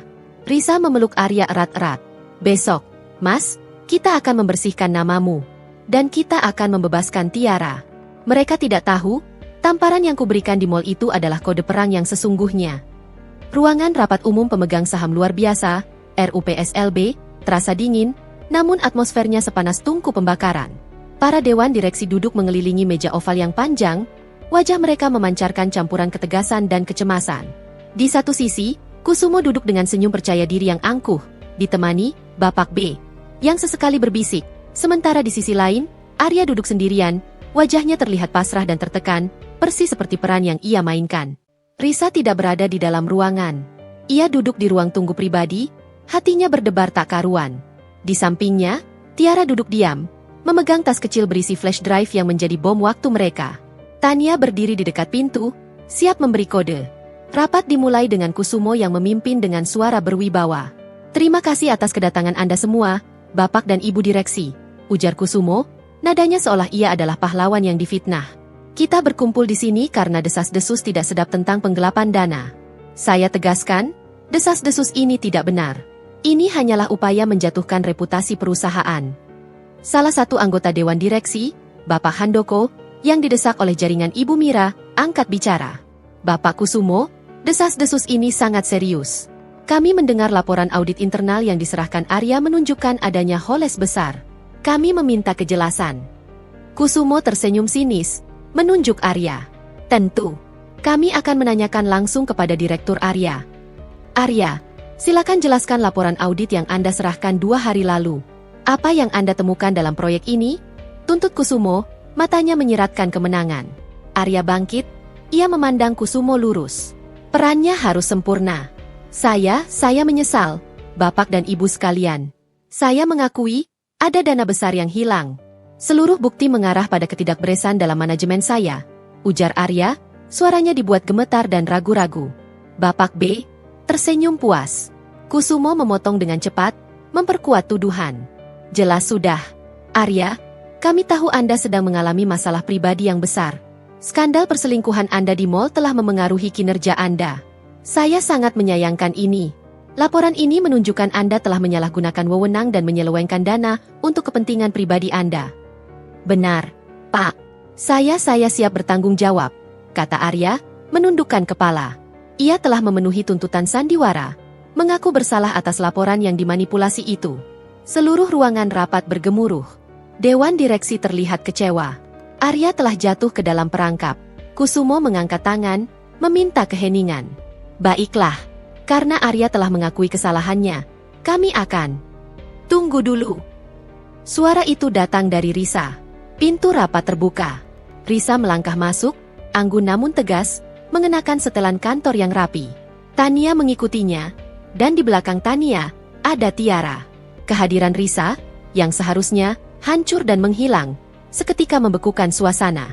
Kusumo dan Bapak B terlihat tercengang. Risa, apa yang kau lakukan di sini? Kau seharusnya di rumah, menenangkan diri setelah skandal suamimu, seru Kusumo, berusaha menguasai situasi. Risa berjalan lurus ke tengah ruangan, tatapannya menyapu setiap wajah, lalu berhenti pada Kusumo. Saya datang bukan untuk menenangkan diri, Bapak Kusumo. Saya datang untuk membongkar kejahatan. Jaga bicaramu, Nyonya Arya. Suamimu sudah mengakui kesalahannya. Bentak, Bapak B, berdiri dari tempat duduknya. Suami saya mengakui laporan audit yang Anda manipulasi, Tuan, Bapak B. Balas Risa, nadanya tenang namun menusuk. Arya dipaksa mengakui ini. Dan skandal perselingkuhan yang Anda agungkan itu adalah topeng sandiwara yang dirancang oleh Anda dan Kusumo untuk menjatuhkan suami saya. Omong kosong. Kau gila karena cemburu, seru Kusumo, kini wajahnya memerah. Saya gila? Tapi saya membawa bukti yang waras. Risa menoleh ke Tiara. Perkenalkan, Bapak dan Ibu Direksi. Ini adalah Tiara Ayu Sancaka. Wanita yang kalian kenal sebagai Gundik, suami saya. Padahal, dia adalah saksi kunci pemerasan yang dilakukan oleh Bapak Kusumo dan kaki tangannya, Bapak B. Tiara maju selangkah. Meskipun wajahnya masih pucat, matanya memancarkan keberanian yang baru ditemukan. Saya dipaksa, Pak. Saya diancam. Keluarga saya diancam hancur jika saya tidak membantu Kusumo membuat skandal perselingkuhan Arya. Kusumo tertawa terbahak-bahak. Tawa yang terdengar sangat palsu. Gadis muda ini mengarang cerita. Dia hanya jalang bayaran suamimu, Nyonya Risa. Kalian berdua sama-sama tidak waras. Kami tidak perlu membela diri dengan kata-kata, kata Risa, mengeluarkan flash drive dari tasnya. Kami membela diri dengan suara kebenaran. Risa menyambungkan flash drive itu ke proyektor. Gambar di layar berganti, menampilkan sebuah ikon audio. Ini adalah rekaman Bapak dan Ibu Direksi. Rekaman ancaman langsung dari Bapak B kepada Tiara, yang dengan jelas menyebutkan rencana pemerasan, penggelapan dana, dan nomor rekening penyuapan Kusumo. Risa menekan tombol play. Suasana seketika hening. Suara Bapak B yang angkuh dan mengancam memenuhi ruangan, menjelaskan dengan detail bagaimana mereka merekayasa skandal perselingkuhan, memanipulasi laporan audit, dan bagaimana mereka mengancam keselamatan Risa. Puncak klimaks terjadi ketika Bapak B menyebutkan, Kusumo ingin Arya tidak punya tenaga lagi untuk melawan. Kami tahu dia punya bukti penggelapan di proyek itu. Kusumo dan Bapak B menjadi panik. Bapak B mencoba bergegas mematikan proyektor, namun dihalangi oleh Tania yang sigap. Matikan itu. Itu palsu. Rekayasa, teriak Kusumo, keringat dingin membasahi pelipisnya. Risa berdiri tegak, membiarkan rekaman itu berjalan hingga akhir. Setelah keheningan yang panjang, salah satu anggota Dewan Direksi, Bapak Handoko, menatap Kusumo dengan wajah marah. Bapak Kusumo, ini kejahatan luar biasa. Anda tidak hanya menggelapkan dana perusahaan, Anda juga merusak rumah tangga karyawan Anda. Arya bangkit. Tatapannya kini berubah dari pasrah menjadi api murka. Ia maju, berdiri di samping Risa dan Tiara. Saya memang sengaja bersikap seperti suami yang reputasinya hancur. Saya membiarkan diri saya ditampar istri saya di depan umum. Saya membiarkan diri saya dicemooh, kata Arya, suaranya tegas. Semua itu saya lakukan demi mendapatkan rekaman ini, tanpa membahayakan istri dan wanita muda yang tidak bersalah ini. Arya kemudian menyajikan flash drive lain. Ini adalah bukti penggelapan dana proyek yang sesungguhnya. Laporan audit yang saya serahkan kemarin adalah laporan palsu yang dimanipulasi oleh Bapak B. Inilah bukti yang saya dapatkan selama 2 bulan terakhir, saat saya dipaksa menjadi penjahat di mata istri saya sendiri. Rencana mereka berhasil sempurna. Aliansi tak terduga antara Arya, Risa, dan Tiara telah menjebak Kusumo dan Bapak B ke dalam perangkap yang mereka rancang sendiri. Kusumo dan Bapak B tidak lagi memiliki tempat untuk bersembunyi. Di saat Kusumo diinterogasi dengan keras oleh Dewan Direksi, Arya menoleh pada Risa. Matanya dipenuhi rasa haru. Kau hebat, sayang. Kau menyelamatkan kita. Risa tersenyum. Genggaman tangannya pada Arya menguat. Ia telah mendapatkan kembali suaminya dan membersihkan namanya. Dan yang terpenting, ia telah membantu Tiara menemukan keadilan. Setelah rekaman suara pemerasan dan penyuapan menggema di ruang RUPSLB, suasana berubah total. Kusumo dan Bapak B tak lagi memiliki tempat untuk berlindung. Dewan Direksi yang merasa reputasi mereka dipertaruhkan, segera mengambil tindakan tegas. Segera panggil pihak berwajib. Perintah Bapak Handoko, salah satu direksi yang paling vokal. Kami akan memastikan Kusumo dan kaki tangannya ini diproses sesuai hukum atas penggelapan dana dan kejahatan moral yang mereka lakukan. Kusumo berdiri tegak, wajahnya merah padam, topeng kedermawanannya kini terkoyak habis. Ia menatap Arya dengan kebencian membara. Kau akan menyesali ini, Arya. Kau sudah mengkhianati kepercayaan saya. Anda yang mengkhianati kepercayaan seluruh perusahaan, Pak Kusumo. Balas Arya, nadanya tenang dan berwibawa, jauh dari kesan suami yang hancur. Saya hanya mengkhianati sandiwara Anda. Saat pengamanan datang untuk membawa Kusumo dan Bapak B keluar, Risa berjalan mendekat. Ia menatap Tiara, wanita yang telah menjadi kunci kebebasan mereka. Tiara, panggil Risa, suaranya lembut. Terima kasih. Kau sudah sangat berani. Tanpa rekamanmu, kami mungkin tidak akan bisa membuktikan apapun. Tiara menatap Risa, air mata kembali menggenang, namun kali ini air mata kelegaan.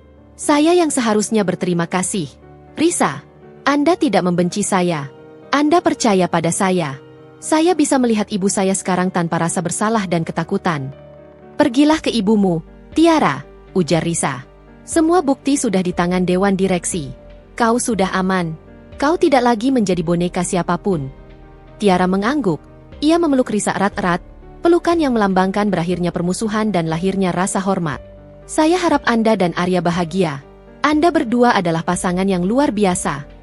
Tiara pamit pergi, melangkah keluar dari ruangan itu dengan beban yang sangat besar terangkat dari pundaknya. Tania, yang selama ini menjadi jembatan komunikasi rahasia, menghampiri Risa dan Arya. Misi berhasil.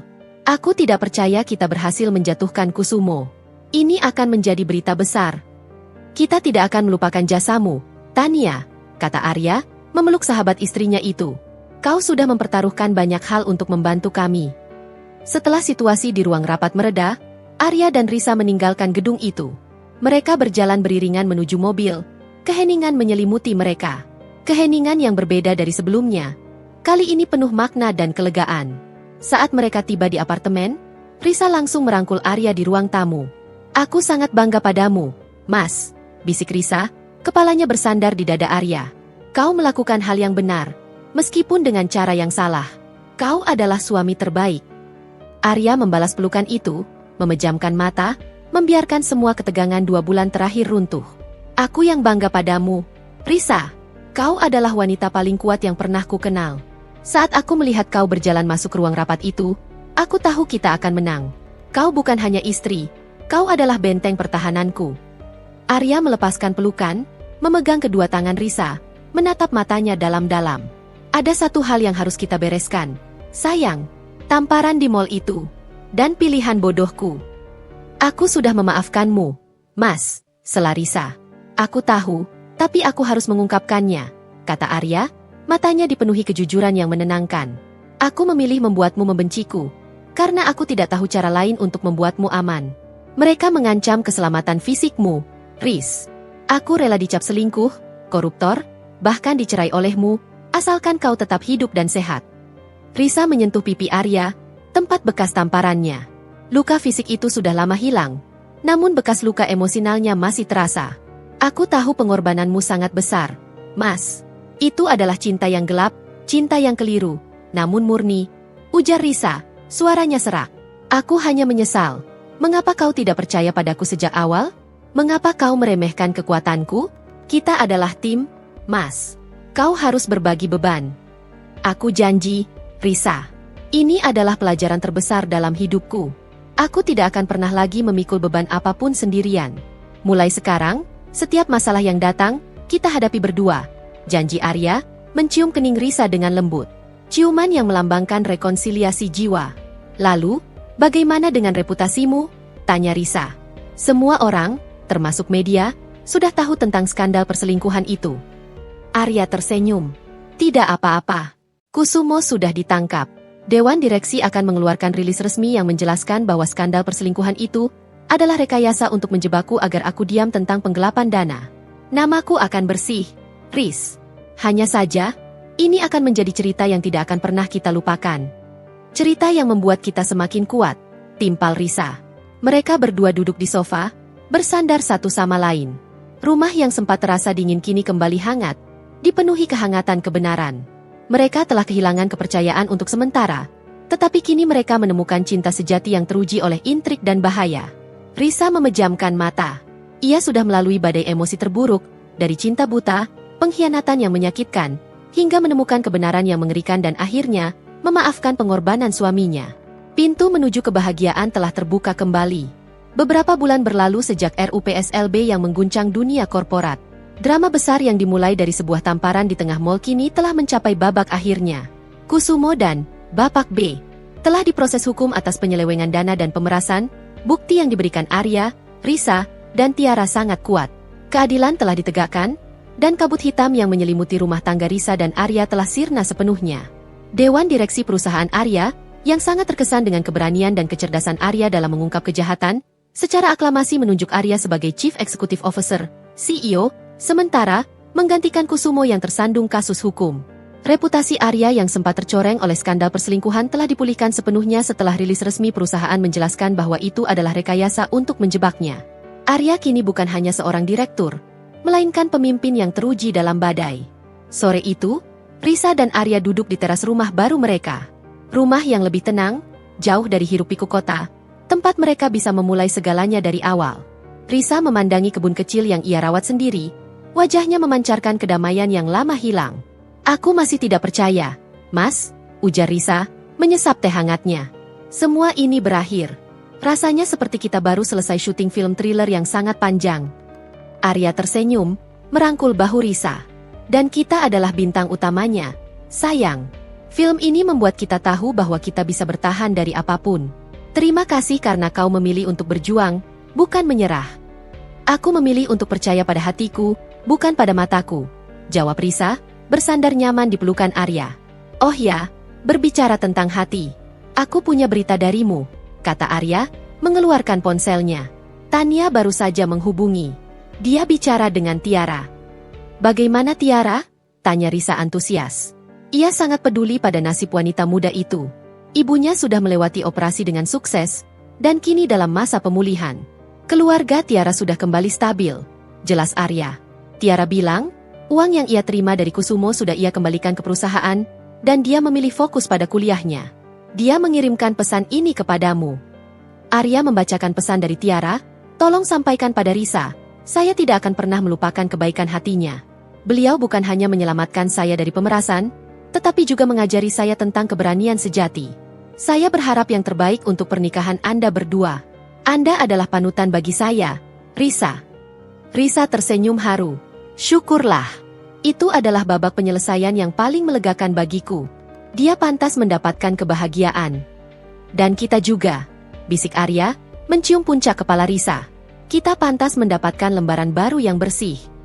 Arya meletakkan tangannya di perut Risa. Perut Risa yang kini mulai membuncit, hadiah terindah setelah badai berlalu. Bagaimana kabar pewaris saham kita hari ini? Tanya Arya dengan suara jenaka. Risa tertawa. Dia baik-baik saja, Mas CEO.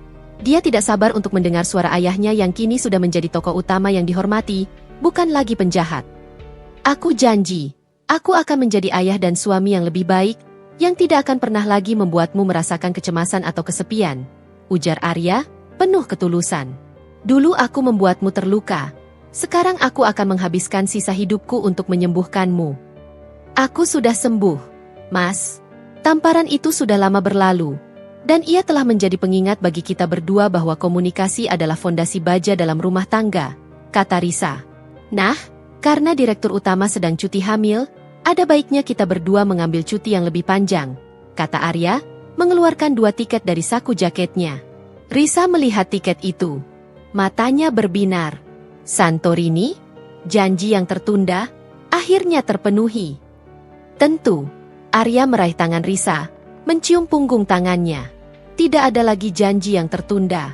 Kita akan tinggalkan semua drama di belakang. Kita akan membuat kenangan baru. Hanya ada kita, dan cahaya matahari Yunani. Mereka berdua bersandar, memandang matahari terbenam yang melukis langit dengan warna jingga keemasan. Kisah mereka dimulai dengan sebuah adegan memalukan. Seorang istri yang menampar suaminya di depan umum, di tengah mall yang ramai. Sebuah tamparan yang dipicu oleh pengkhianatan yang tidak nyata, namun membawa mereka pada kebenaran konspirasi yang sesungguhnya. Mereka telah melewati api, pengorbanan, dan keputusan sulit. Mereka telah membuktikan bahwa cinta sejati tidak hanya tentang keindahan, tetapi juga tentang kemampuan untuk saling memaafkan, percaya pada insting, dan berdiri tegak sebagai satu tim melawan musuh yang tersembunyi. Kisah, tak sengaja kulihat suami peluk gundik di mall, berakhir bukan dengan perceraian atau kehancuran, melainkan dengan ikatan yang lebih kuat, sebuah mahakarya kasih yang diuji oleh intrik paling kotor, dan diakhiri dengan janji kebahagiaan abadi. Risa memeluk Arya lebih erat. Terima kasih, Mas, untuk semuanya. Sama-sama, sayang. Happy ending kita baru saja dimulai. Mereka berdua tersenyum, siap menyambut matahari terbit di atas lautan Aegean, meninggalkan semua bayangan hitam di Jakarta. Selesai.